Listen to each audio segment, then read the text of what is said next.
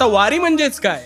वारी म्हणजे फक्त चालणे नव्हे, वारी म्हणजे अहंकार सोडणे, वारी म्हणजे समतेचा संदेश, वारी म्हणजे सेवा, आणि वारी म्हणजे माऊली माऊली म्हणत प्रत्येकाला आपलंसं करणारी एक जिवंत संस्कृती.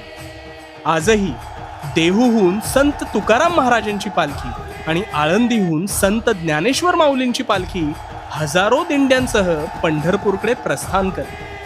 लाखो वारकरी एकच नामाचा गजर करतात, ज्ञानोबा माऊली तुकाराम तुकाराम. वारी काय शिकवते हो? वारी काय शिकवते तर मोठेपणा पदात नसतो, तो नम्रतेत असतो. संपत्ती ही पैशात नसते, ती भक्तीत असते.